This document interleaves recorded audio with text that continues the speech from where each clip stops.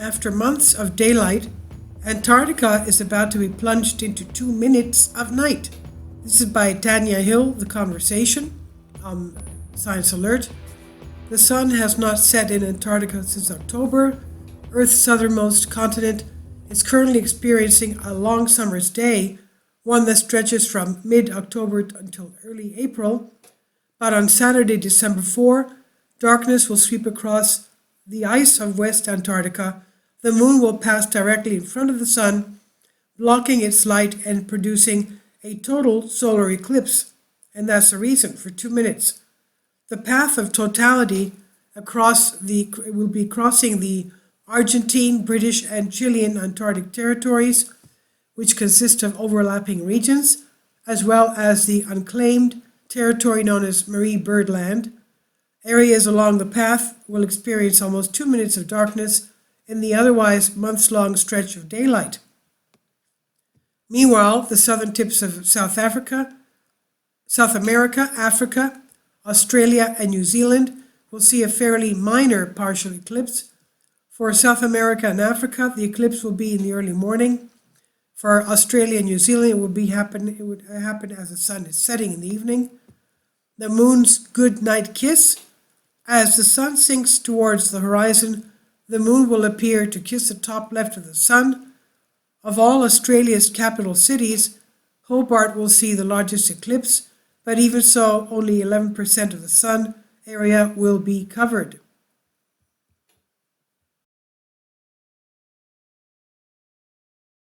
Kindly support my Patreon account. The daily posts are 5 videos daily, and they are totally different from what I have on my YouTube channel. Thank you so much for your support and that you find all my content so interesting. You'll find the Patreon account details in the description box.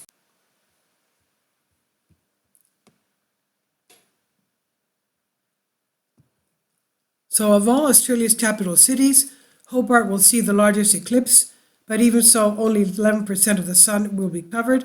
For Melbourne, this drops to just 2%, while in Canberra, it's hardly visible. The sun is crossing the horizon as a tiny eclipse occurs. It's a similar situation in New Zealand.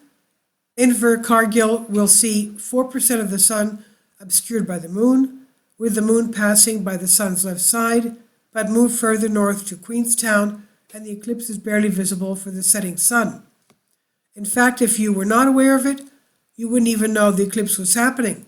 It's not until about 80% or more of the sun is obscured before we notice any change in daylight. Starlight and starbright. Solar eclipses are one astronomical event that requires special care to observe. Most importantly, that you must never look at the sun directly, even when it's low on the horizon. Be sure to protect your eyes when using special designed eclipse glasses. These glasses also allow you to see any sunspots that might be active. The sun is currently moving from a quiet phase to a very active one, and we are expecting a CME now, any day now. The sun is currently moving from a quiet phase to the active one as part of the cycle, repeating every 11 years. And you can check the website Space Weather to see what's happening with the sun's surface.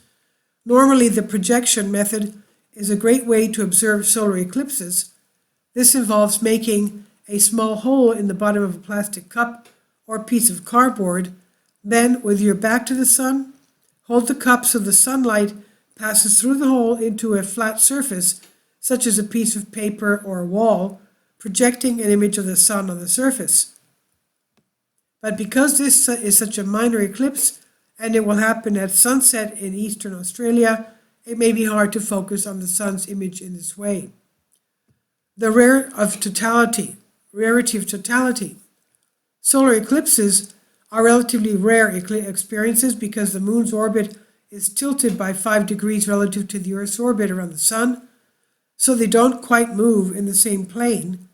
However, roughly every 6 months, the orbits align to produce a pair of eclipses, a lunar eclipse at full moon, followed by a solar eclipse at new moon, as we're experiencing now, or vice versa.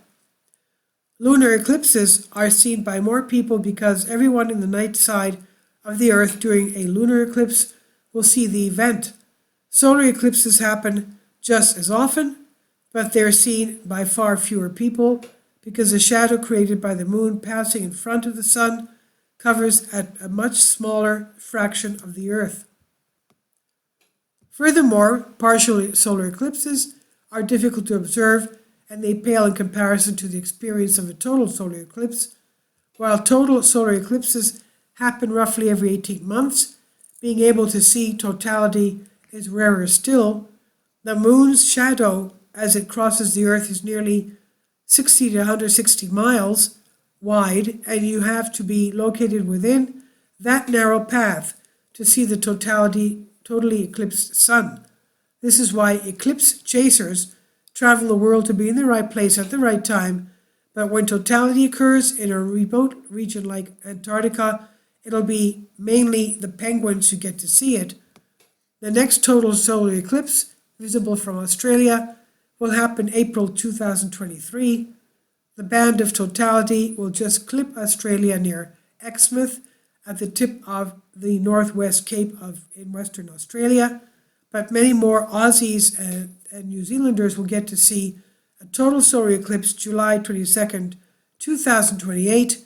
Totality will stretch across Australia from the top of Western Australia down through New South Wales, passing directly over Sydney.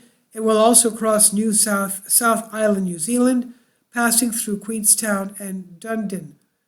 Tina Hill reports on this from The Conversation. She's Honorary Fellow, University of Melbourne, Senior Curator of Astronomy, Museums Victoria, on Science Alert. Please leave your comments. Thank you for your support.